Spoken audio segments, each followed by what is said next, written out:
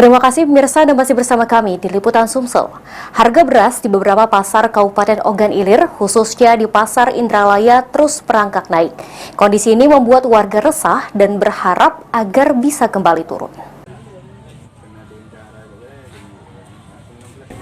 Harga beras di pasar tradisional Indralaya Ogan Ilir dari awal tahun 2023 hingga saat ini terus mengalami kenaikan. Harga mulai dari beras lokal hingga beras kemasan. Walaupun naik, tidak menurunkan niat konsumen untuk membeli beras, karena beras adalah kebutuhan warga untuk dikonsumsi setiap hari. Akan tetapi sejumlah warga khususnya yang kurang mampu mengeluh dengan kenaikan harga beras, pasalnya tidak seimbang dengan penghasilan mereka sehari-hari. Menurut Abdul Hamid, salah satu warga berharap harga beras bisa stabil agar mereka bisa membeli kembali salah satu kebutuhan pokok ini.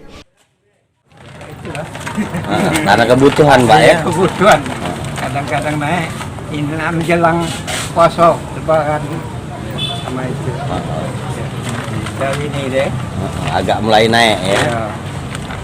Tidak tahu itulah kadang-kadang di harapkan ya beras turun ya, tahu naik. Jadi belum ada.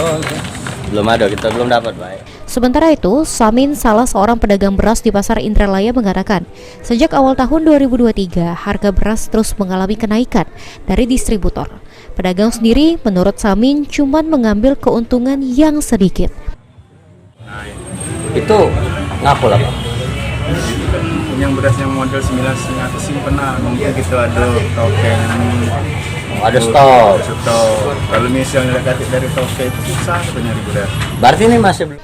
Dengan kondisi ini, warga berharap ada perhatian pemerintah daerah agar beras bisa kembali turun. Ahmad Rawawi, PAL TV.